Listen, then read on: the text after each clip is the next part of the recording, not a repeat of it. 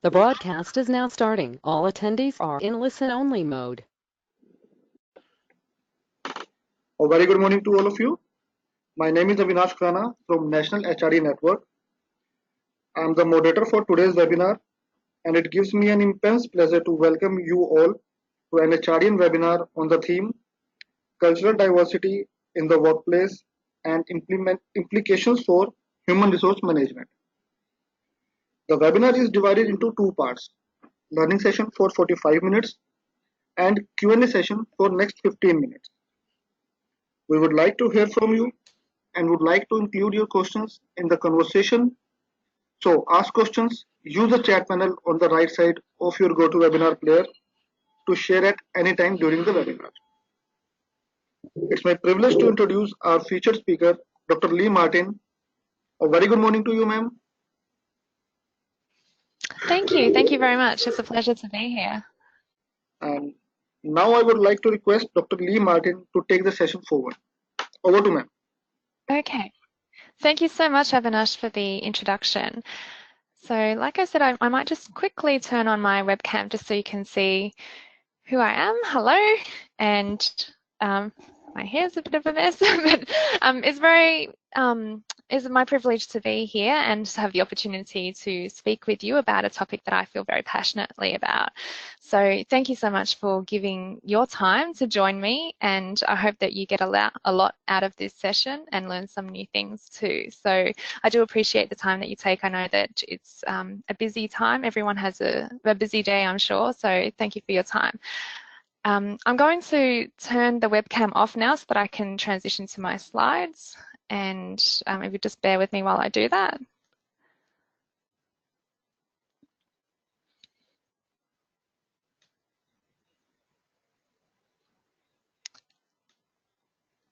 Okay, so the topic, as Avinash has said, is cultural diversity in the workplace. And I wanted to start off this topic with a quote for you. And this quote is that it wasn't fish who discovered water. So I want to put that up there as sort of something to start you thinking about why I've put this quote up and what does it relate to, how does it relate to our topic of cultural diversity in the workplace. And I will come back to this later, but if you have any thoughts on this, anyone wants to make a guess about this, please feel free to type in the question box, and I'll come back to it at the end. Also, as we go along, I hope that if you have any questions, please do feel free to type, and I won't address them as I go through, but I will come back to them at the end when we have the 15 minutes for Q&A. Okay, so you've seen me, but this is who I am. I'm Dr. Lee Martin. I'm a lecturer in management at Deakin University, and I have a PhD in management. And prior to academia, I worked in government for over 7 years, including in China, where I worked in the Australian Embassy and also co-founded a language training business there. And so it was during this time that I became interested in this topic, which is my main research area and teaching area, which is about cultural diversity in organisations. How does culture influence how we work, how we interact with others at work? And I wanted to find out more about it. So that's what's led me to academia. And today I'm really excited to share with you some of the things that I've learned in this journey, and I hope that it can help you in the work that you do as well. So firstly, just to give you an overview of the topic, I'll launch into a more specific agenda in a moment, but just to start us off thinking about why are we even interested in this topic. I'm assuming that you're interested because you're joining me in this webinar. So I'm certainly interested in this topic. So why is that? Why do we need to think about cultural diversity in the workplace? And basically with globalization, workplaces are becoming more and more culturally diverse, and there are so many ways that we can have cross-cultural interactions at work now. And the core issue is that cultural diversity brings with it potential benefits, but it also has potential problems. So the key is managing the cultural diversity so that we can help employees and organisations to reach their full potential in this culturally diverse environment.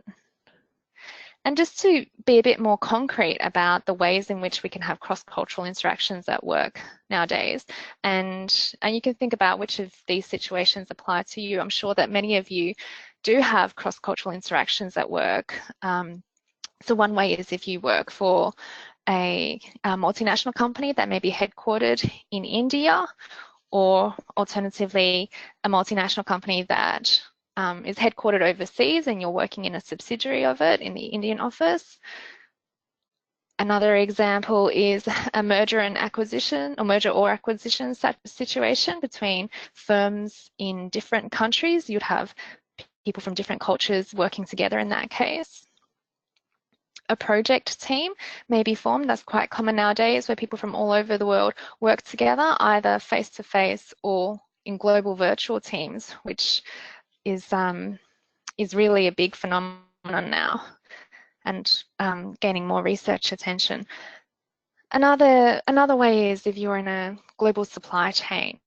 So again, that's quite common, and you'd have to interact across cultures in that situation. And not to neglect the fact that even if you are not working in a multinational company or in any of those other situations, if you're just working in a domestic company, you are very likely to have a culturally diverse workforce, if not now, then in the future, because that's the case in many countries.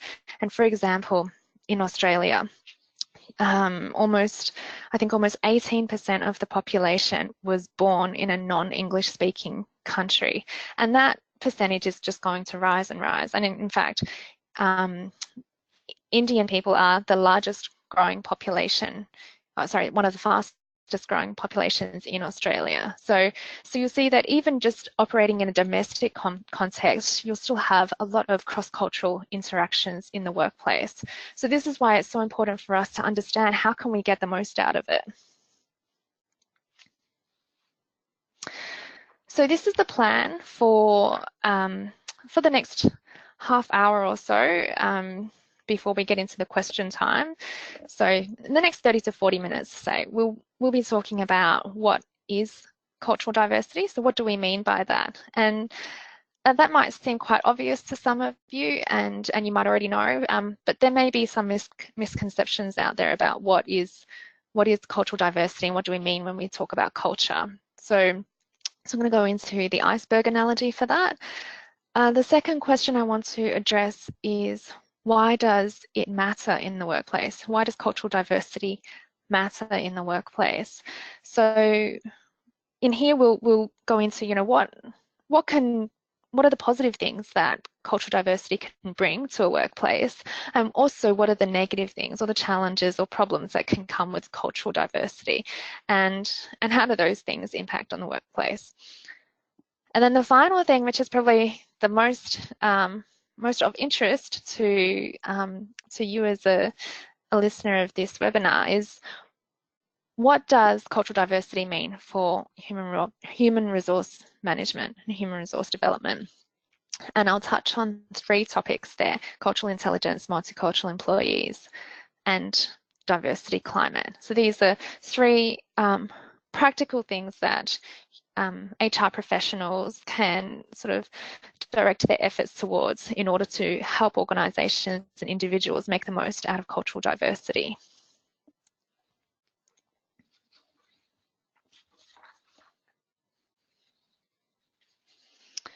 Okay, so the first topic was just to explore a bit what is cultural diversity. So we're going to focus here on the iceberg analogy, and I probably won't get into cultural orientations, but I've prepared an extra slide at the end in case we have time, or in case anyone's particularly interested in, we can go back to that. So to understand cultural diversity, a large part of that is to actually understand what culture itself is. So let me ask you, I'm sorry that this is not able to be a bit more interactive, but maybe you can think about this as I go through the next slides. What do you think when you think of culture? How would you describe what culture is to someone else? So do any of these things come to mind, or have any of these things came to your mind as I asked that question? Have you thought of perhaps different cultures have different foods, or different ways of dressing or costumes, different dances, performances, traditions and festivals, different recreation or sporting activities? Oops, I'll just pause it there. So, so these are the things that, you know, you might recall more easily if you think about culture. And that might not be the case. You might have thought of other things too. But I guess that these are the things that when we go into a new culture, they're the most obvious things we can see, right? We can very easily see, oh, people are eating different things, they're dressing in different ways. So these are the most obvious elements of culture. But what's important to note is that for scholars of culture and management scholars who think about how culture affects us in the workplace, we don't think of culture in terms of food and festivals. Actually, that's not even part of the core definition of culture. Culture can be defined in many different ways, and I've just put up a few of some examples of definitions that are out there. But the important thing is to note that they're talking about something that's deeper than what you can just see on the surface. So, for example, Hofstadter, who's one of very famous scholars in this area, has said that culture is the collective programming of the mind, which distinguishes the members of one human group from another. So, so that's something like very deep in your mind, right? The next definition is about that culture is a system of values and norms shared among a group of people, and it constitutes the design for living.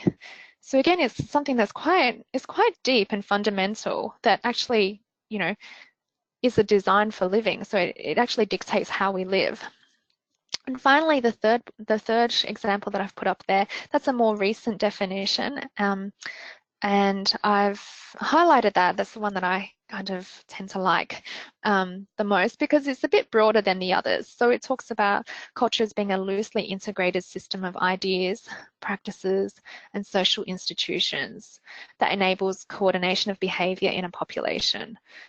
So again, it's a bit broader than just values and norms. It's ideas. It's also things like social institutions, and it incorporates the idea that the cultures can change over time because it's not so rigid. It's sort of loosely integrated system. But you'll see that all the definitions sort of have in common that it's really talking about something more systematic and more deep that really drives our behavior. This is what culture really is. It's not about the other stuff that you can, or it's not mainly about the other stuff that you can see that maybe more easily springs to mind when you think of culture. And because of this view of culture, that, you know, fundamentally is about these deep things, there's an analogy of culture that's quite well known, which is the cultural iceberg. And this was suggested by Hall in 1976. And you might be aware of well, I'm sure you are aware of a variant on organizational culture, which is by Shine. But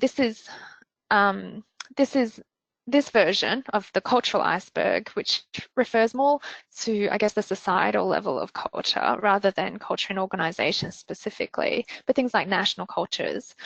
What this analogy tries to get across is that what you can see of culture, that's the tip of the iceberg. So it's just a very small part of what we really mean when we say culture. So it's called artifacts. That refers to things that you can see like mannerisms, customs, dress, architecture, all of these sorts of things, which are the most obvious when you go into a new culture. But actually the bulk of the cultural iceberg is underneath the water. It's hidden. You can't easily see it. And they're things like values and beliefs and assumptions. So for instance, in terms of values, should humans strive for personal achievement or should they strive for group harmony? So different cultures have different values in that sense. Or for beliefs, you know, will hard work reap rewards, or does fate decide everything? So again, different cultures will have different beliefs about that.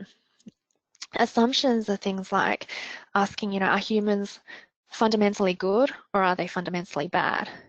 So some cultures might assume that humans are fundamentally good, others might assume that humans are fundamentally bad.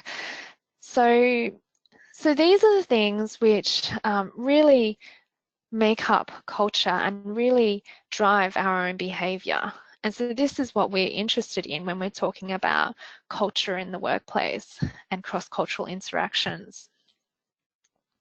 So when we move on in the next segment to talk about, you know, the potential benefits of culture and the potential benefits of cultural diversity and the potential challenges of cultural diversity, what we're talking about is really diversity in values, diversity in beliefs, diversity in assumptions, these really deep level things that people hold. So scholars have developed some frameworks to actually describe how cultures differ in deep level aspects, because I know at the moment it seems a bit abstract. I gave you a few examples of what values, beliefs and assumptions are. But there are more systematic ways, more some certain frameworks which are popular in terms of understanding how different countries differ in their values and beliefs. But I'm not going to go into that in this talk unless we have time at the end or unless anyone's particularly interested in it, and I can come back to it. Because I'm not trying to focus on the content of different cultures. I'm sure there's many courses out there or resources that you can access that will explain to you these different frameworks for understanding how countries systematically differ from each other in terms of their values. So I'll move on, but I just wanted to raise that those frameworks are out there if anyone's interested, and then I'm happy to give guidance on how to find out more about that. And that's quite useful if you haven't been exposed to these ideas on how cultures systematically differ in their values, beliefs, and assumptions.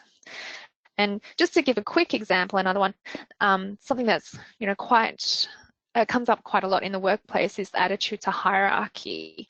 So in many of the frameworks, a common aspect or a common dimension in these frameworks is the idea of power distance or attitude to hierarchy. Do people accept that there will be inequalities in society, or do they not tolerate that? So if you have a very hierarchical society, that indicates the value that, you know, that this society is, or this culture is more accepting of power inequalities. And when you have people working together that have different values in terms of that aspect, power distance or attitudes to hierarchy, then that can really create some conflict.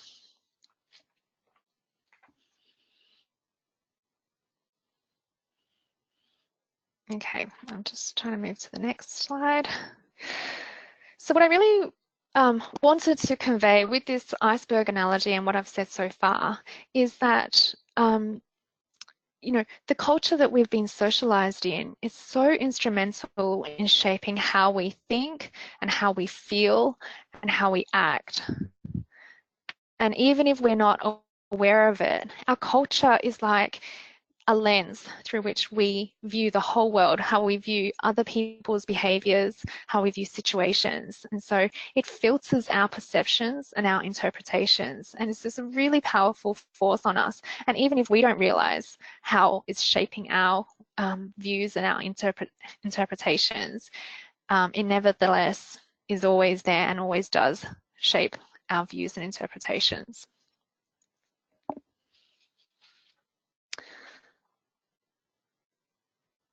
Okay, so the next part of the talk, now that we've covered, what is cultural diversity, I would like to move on to why does it matter in organizations. And there's two sides. There's the positive side and the negative side. So I want to cover both of those so that you have have an understanding of really how cultural diversity affects organizations. So in terms of the positive side, or the potential benefits that can come from cultural diversity, well, diversity brings with it diversity of insights, right? So when you bring together a group of people who have different perspectives, then you're going to generate more ideas, more diverse ideas. And those ideas have the opportunity to be combined with each other in new ways so that we can actually come up with more creative ideas and more creative solutions. So creativity is a major benefit of cultural diversity. And I should say a major potential benefit, because as we'll talk about in a moment, not all of these benefits will necessarily materialize. So, so these are, I can talk about these as potential benefits if we get cultural diversity right in organizations. So if we manage cultural diversity well, then these are the potential benefits which can actually happen. But if we don't get it right, then these will just always be potential benefits which we can't reach, actually. So, so the first big potential benefit of cultural diversity is creativity. And related to that, this idea of having people who have different perspectives, it often leads to better decision making and the ability to solve complex problems more effectively. Because when you have a group of people who are from similar backgrounds, who have similar experiences, and they're all thinking in the same way, you have this tendency to have groupthink occur, right? When no one challenges the dominant view and you end up with a suboptimal decision. However, if you have a diverse group of people, then the group, is more likely to have someone speak up and question assumptions that the group might be making, and consider things more thoroughly. And then from that sort of process, you can actually arrive at a better decision. And that can be useful for solving complex global problems. I mean, when you're doing global work, which it means that you come across problems which are much more complex than if you're just working in a domestic context, that can really benefit from different viewpoints. And so for that reason, cultural diversity can really bring benefits to decision making and problem solving. Okay, so the third thing is business practices.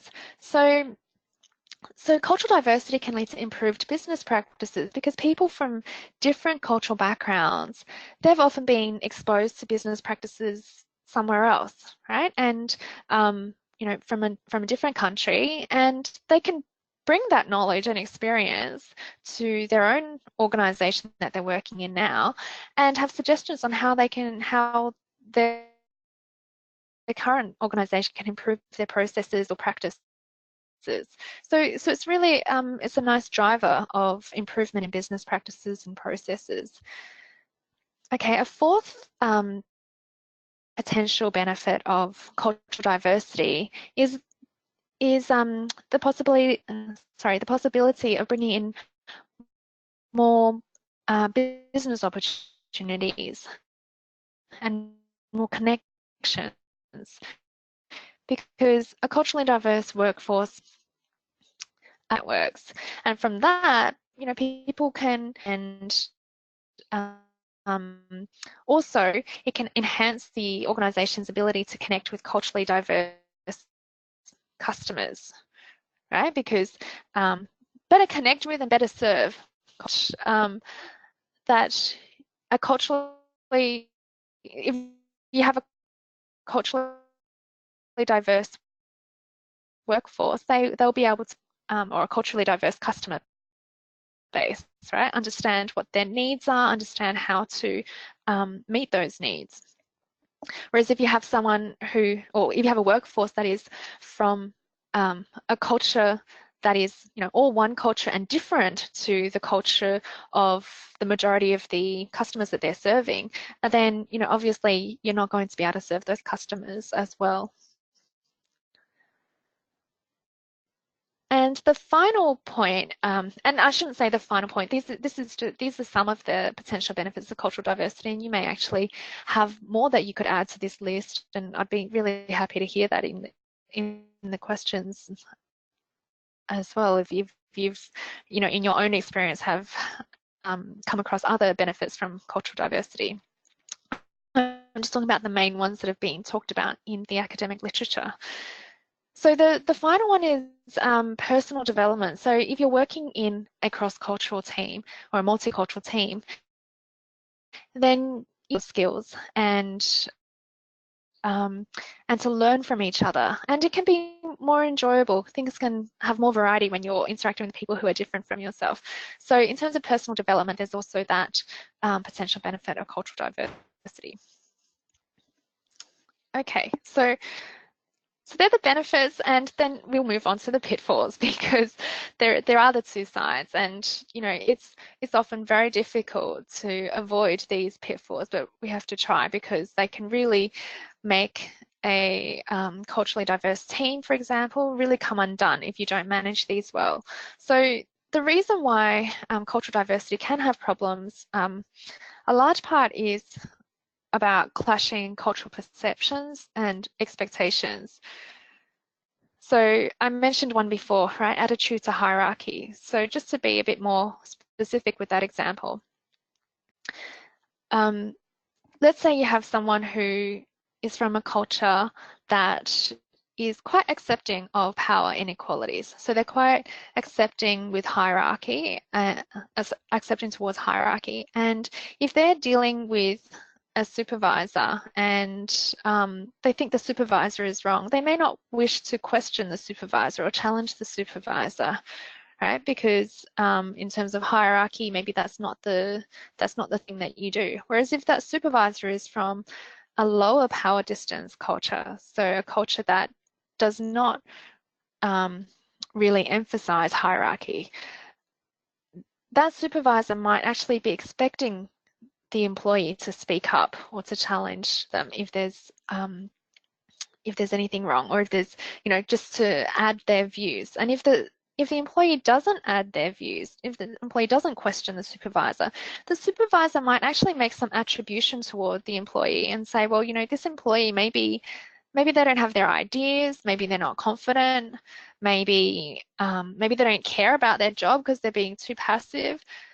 So this is an incorrect attribution, right? So the employee has none of that meaning, but because of the different cultural perceptions, different cultural values, it leads people to perceive things in a different way, and that can be quite detrimental, because you can imagine in terms of things like performance evaluations, how the supervisor might rate that employee if they don't understand that it's the cultural background of the employee, that the cultural value of the employee that's causing them to behave in that way. Or vice versa, you might have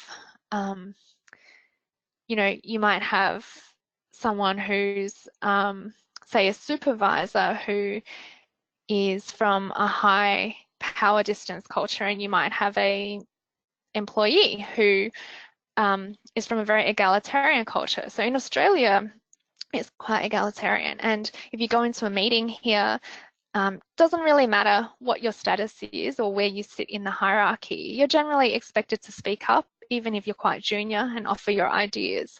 But imagine if that employee goes in and does that with a supervisor who is from a high power distance culture, so a culture that really respects hierarchy. And then that supervisor is likely to be viewed as, being a bit insubordinate, right? Being a bit not respecting authority, sort of being too arrogant maybe. So these attributions are made because of our culture, because of our values and how we view other people. And that can have real consequences for how, what opinions and attitudes we form towards others, and for things like performance evaluations or who you select for an assignment at work, and those sorts of things. So these clashing cultural perceptions and expectations is a big factor in why cultural diversity can not lead to positive outcomes sometimes. The second pitfall is in communication. So this is a more practical thing. So different cultures, you can generally divide communication styles into two forms. So you have people who communicate very directly, or you call that low context communicators. We have people who communicate indirectly. So they won't necessarily say what they are thinking, or their meaning is not necessarily communicated through their words, but you have to pay attention to the context. So they're called high context communicators, because you might have to sort of see what's their body language, or what's the situation, who are they talking to, where are they talking. All of these things can add to the meaning. So these two forms of communication styles, indirect and direct, can really lead to clashes, because again, people will just misunderstand and make different attributions according to their own cultural norms or their own cultural communication styles. So in some cultures, in an indirect communication culture, an employee may be given a task to do and he may not want to carry out the task. He might say something like, "Oh, that'll be difficult for me to complete the task." And what he's really saying is, "No, I can't do it." He doesn't want to directly say no. However, the manager, say if she's from a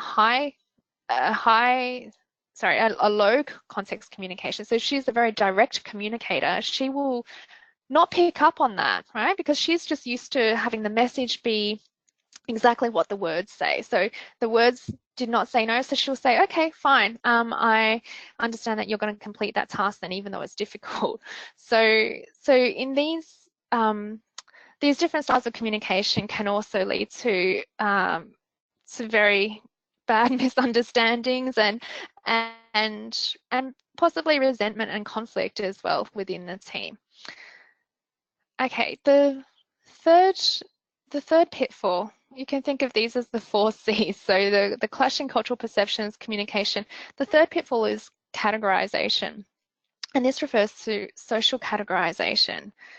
So we categorize ourselves and others into social groups, and that becomes part of our identity. And culture or cultural groups are one of those social categories.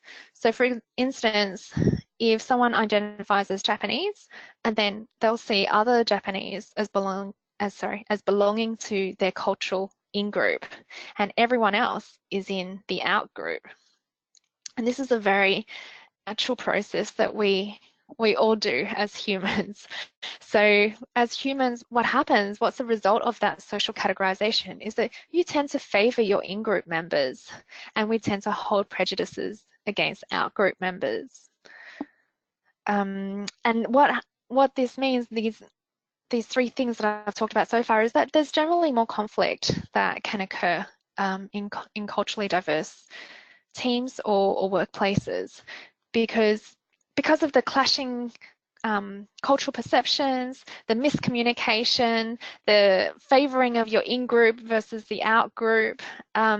These are all recipes for creating conflict, for creating tension in the team, having lower team cohesion, and ultimately lower performance. So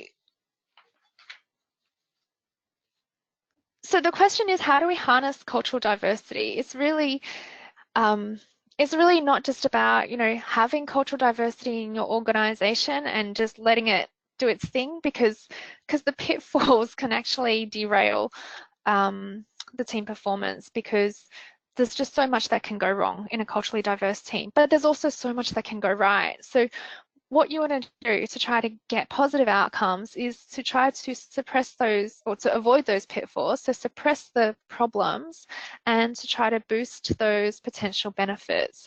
So it's thinking about both things. How can we improve the creativity and the decision making in the team, by first paying attention to those issues that can cause teams or culturally diverse organizations to not operate well. So how do we make sure that teams are communicating better? How do we make sure that people are more understanding of the different cultural norms that are in the team?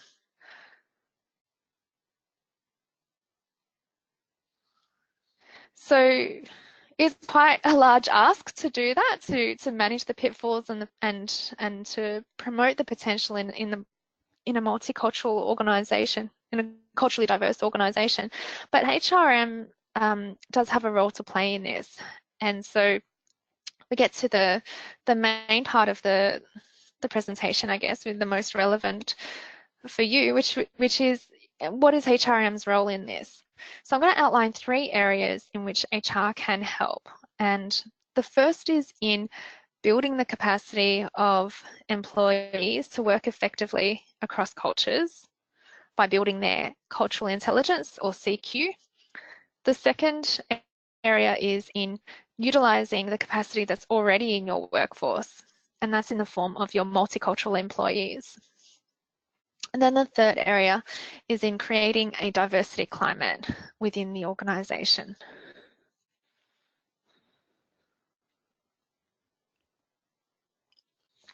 All right, so the first of these 3 things is cultural intelligence. And you've probably heard of cultural intelligence. I'd say most of you probably have heard of the idea of cultural intelligence. And so it's the idea of, it's not enough to just have cognitive intelligence or IQ. What you need now in this world, which is more globally interconnected, you need to be able to work across cultures. So you need to be able to adjust your interpretations, adjust your behavior as you interact with people from different cultures.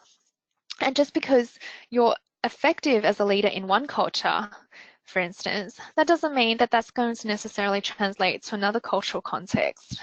But CQ, cultural intelligence, helps you to be a more effective leader in different cultural contexts. So it's not just about leadership, it's about working with people from different cultures. But leadership is also one important example. So what is cultural intelligence? It's an individual's capability to function and manage effectively in culturally diverse settings. And it has 3 aspects to it. So the first is knowledge about other cultures. And, a lot of cultural training or cultural awareness training might focus on this aspect, the knowledge of other cultures.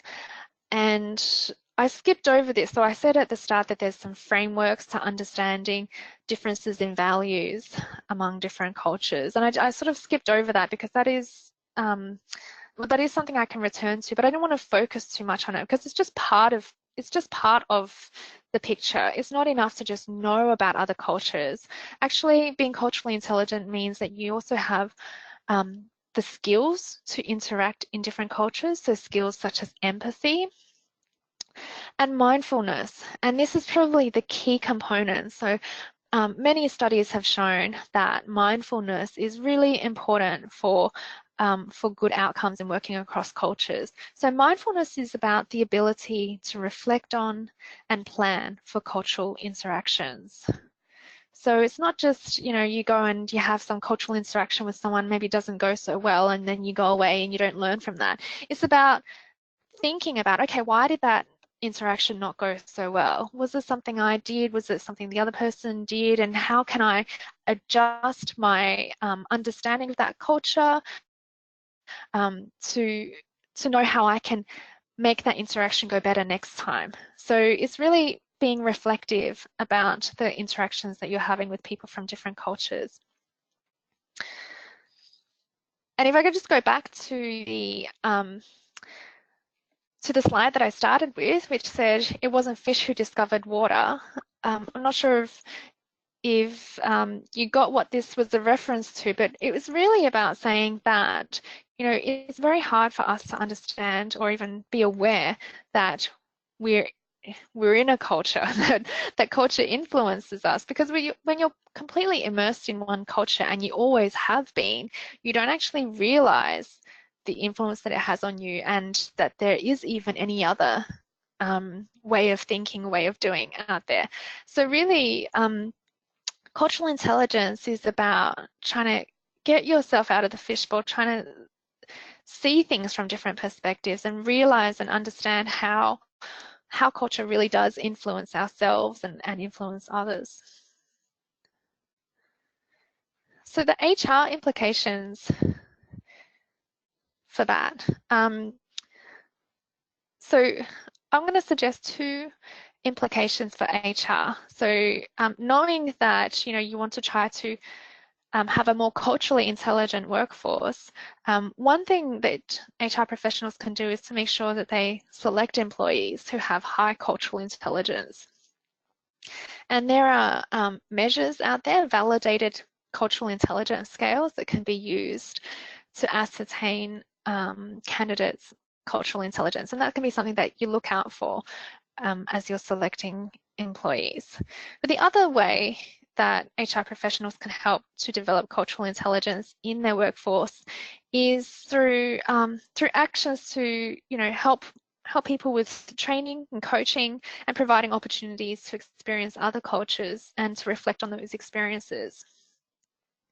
So for example, a while back I went to stay with a friend who was in South Korea for a few months, and he was on this was quite a long time ago actually. He was on a graduate program where the company rotated him through, I think, 3 or 4 countries worldwide as part of this graduate program that he was on. So obviously the people who go through that sort of program will have opportunities to develop their cultural intelligence, because they'll be experiencing other cultures and reflecting on, or hopefully they'll be reflecting on their experiences in those cultures.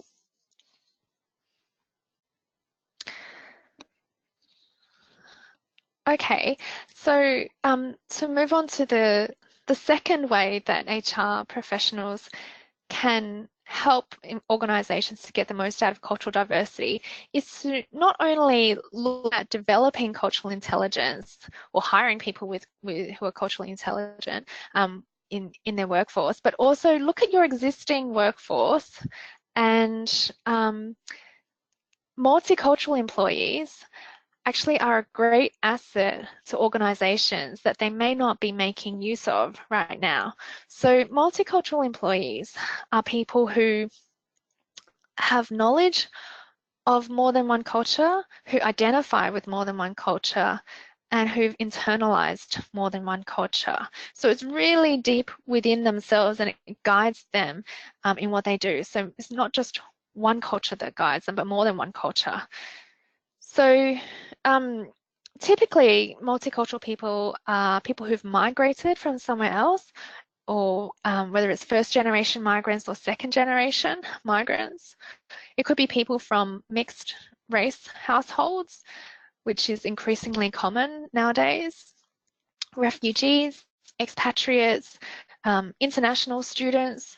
So you'll have more and more people who have been educated in a country other than where they grew up, but then they come back to their home country. That can be one example of a multicultural employee. So there's many people who are multicultural, and it's not really a case of is someone multicultural or not. There's a spectrum, but those people who are high on multiculturalism tend to have advantages over more monocultural employees, because they actually develop different ways of thinking. So having these multiple cultures within you actually leads you to think in a more complex way with respect to cultures. So there's research on how multicultural individuals develop cognitive complexity, which is having more complex cultural knowledge structures in their minds, and that enables them to engage in more complex reasoning and be more creative.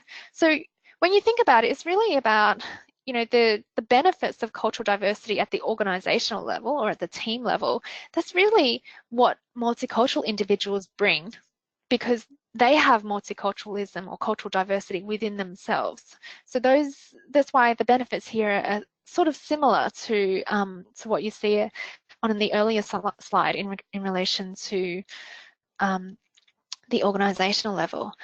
Multicultural employees also have skills that can be used in terms of helping bridge to culturally or to a more culturally different colleagues, right? So those pitfalls that I mentioned before, like the differences in communications or clashing cultural perceptions and norms, multicultural employees can actually be quite aware of these things happening and may have the ability to actually step in there and explain cultural differences to culturally different people in their teams.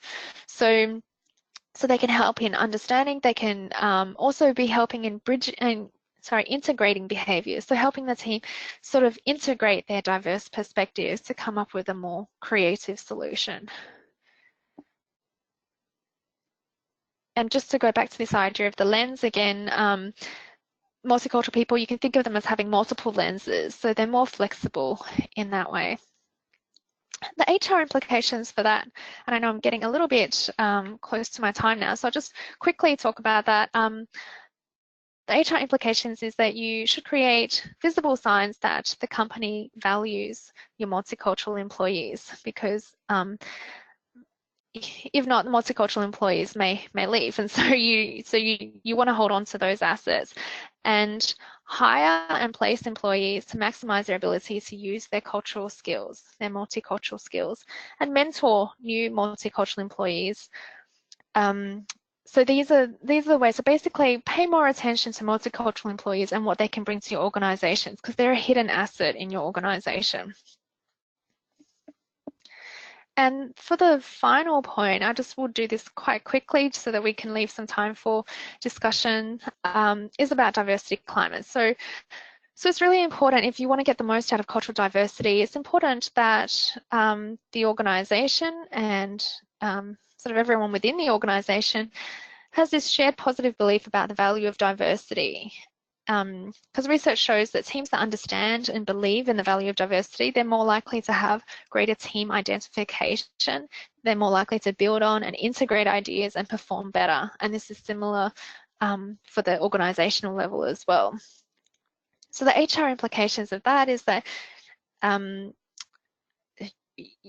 if HR can do things to signal that the organisation has positive diversity beliefs and to show commitment to that, for example, in terms of hiring, making sure the hiring is bias-free and that you're doing things that can actually be welcoming of cultural diversity,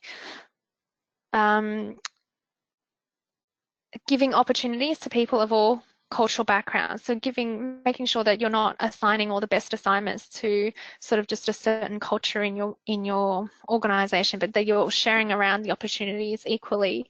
Establishing mentoring programs or support networks, involving your diverse employees in decision making, and also making sure that people are being promoted as well, because often you can get cultural diversity in the lower levels of the organisation, but it's not reaching the higher levels of the organisation. So just making sure that, if there's an imbalance, so first of all, finding out if there's an imbalance, so collecting good data on it, which is something which is often lacking, but collecting data on representation at all levels. And then if there's something that is showing an imbalance, then sort of trying to figure out why is that and what can be done about it. Okay, so just a very, very quick recap. These were the three things that we talked about. I hope that you have a better understanding of what cultural diversity is, and especially thinking about it in terms of the deep level, those things that you can't see, which are hidden, which they're the things which bring the benefits, but which also cause the problems in organizations. And there are at least three things that HR can do to try to help individuals and organizations make the most use of cultural diversity. And that's boosting the cultural intelligence of your workforce by paying more attention to multicultural employees and how they can be better utilised in organisations, and also making sure that there's a diversity climate that is conducive to to people from different cultures feeling valued and being able to perform at their best in the organisation. So thank you so much for your time, and thank you, Avinash, to the HRDN network HDR network for hosting this session and giving me the opportunity to talk about this. I just wanted to make a quick plug for a course that I have starting up in September. It's going to be a free course. It's run on the Future Learn platform, and it's about harnessing cultural diversity, and it goes into these things in much, much greater detail. And it's a 4-week course and is free to enroll. So please feel free to keep an eye out or email me if you want me to send you some more information about that when that becomes available. And feel free to contact me if you have any questions as well after. I mean, I'll also address questions now, but if you have any follow-up questions, please feel free to get in touch. So thank you very much for that. And I guess I should move on to the questions. So do you have any questions that you'd like to ask? I see that someone has put a question there. I'm just trying to read it all. Sorry.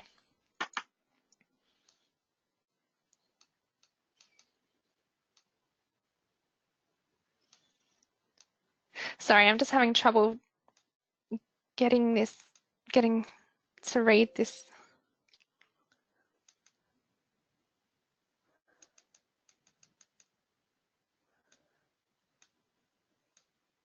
Excuse me, Avinash, would you be able to give me some guidance on how I can expand the box? I can't quite read the question. Or if you're able to read the question out to me, please. Sure, ma'am. The question from Mr. Vishnu Nair. Different culture will have different way to understanding a particular topic on situations. When you are associated with a multinational company, so as per you steps can be taken towards and minimizing and misunderstanding caused by the culture. What are the steps? Is that what you... So, sorry, what I heard was the different cultures have different ways of understanding a topic, and when you're working in a... Sorry, I might be making this up now. I can't quite remember. But so basically, when you're working in a multicultural organisation, how can you, in a multinational company, how can you minimise those misunderstandings? Is that right? Right. Right. Okay, great question. Thank you.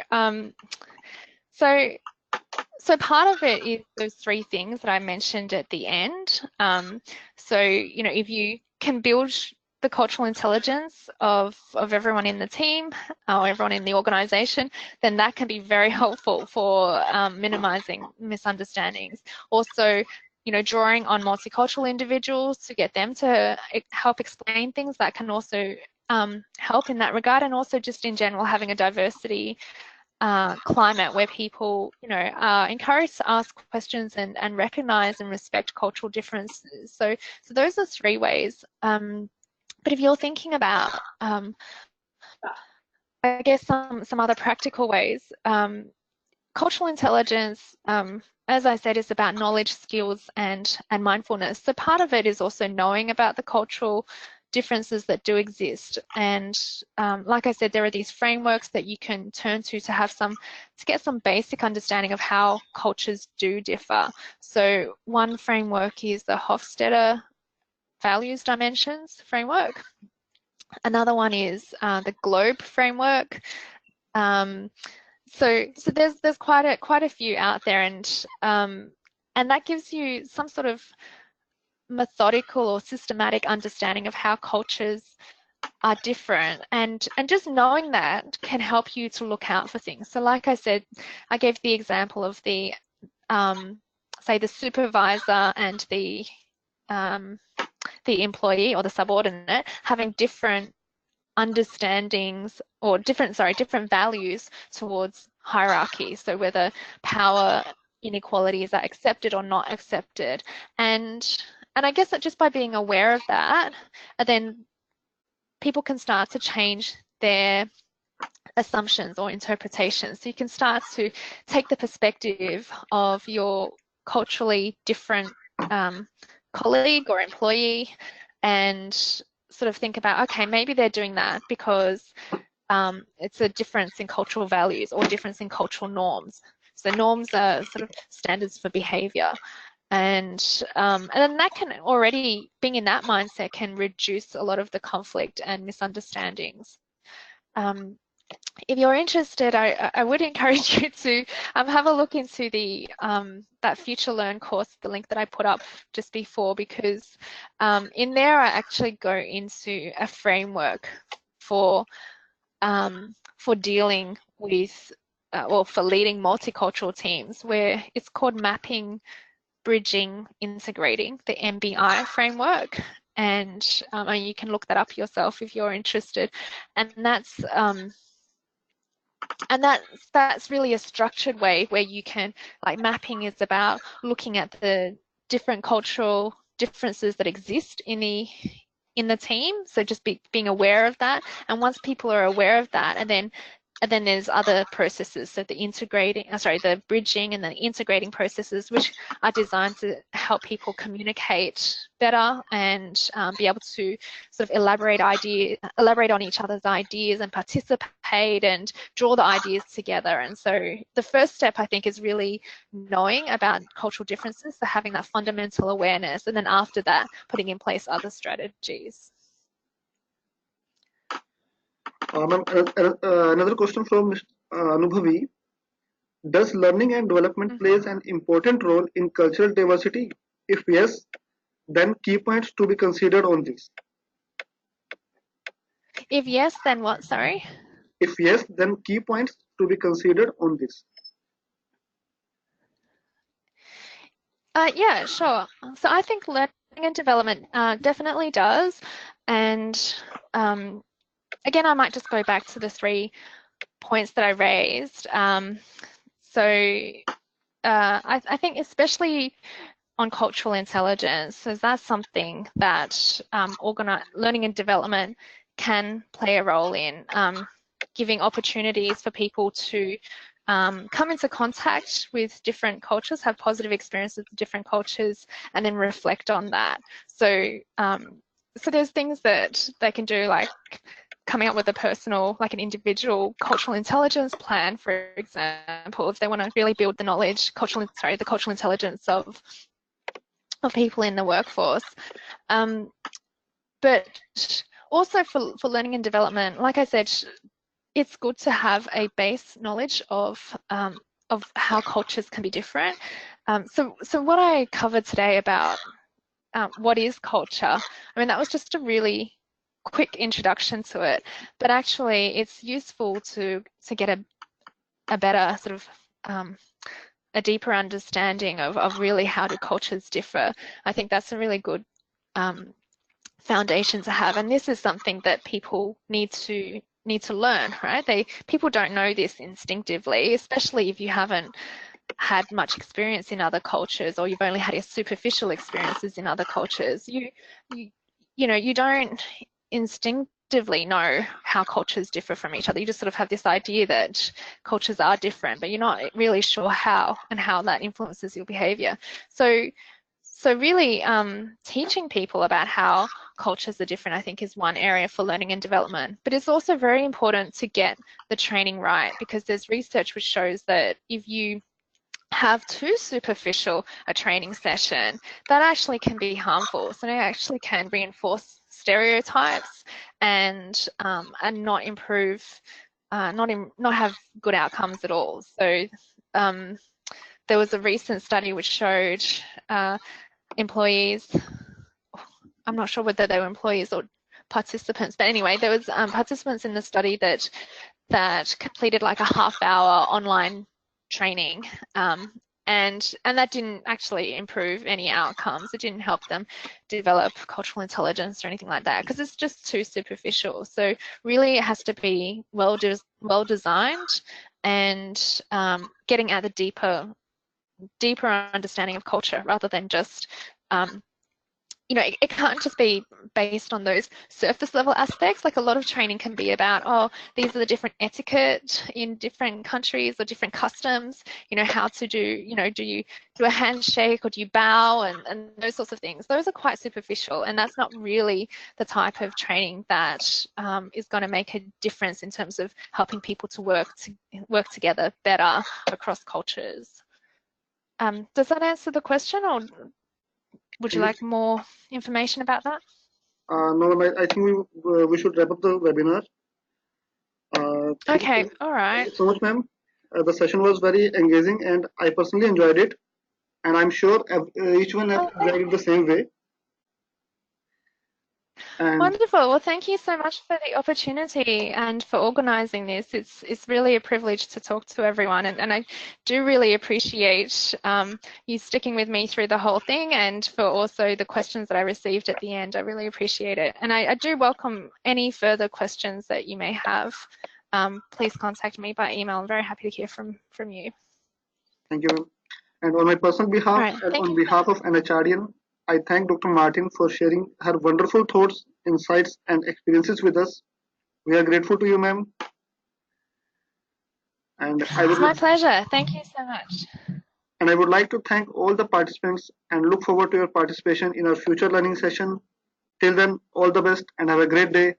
This is Avinash Khurana signing off. Wonderful. Thank you.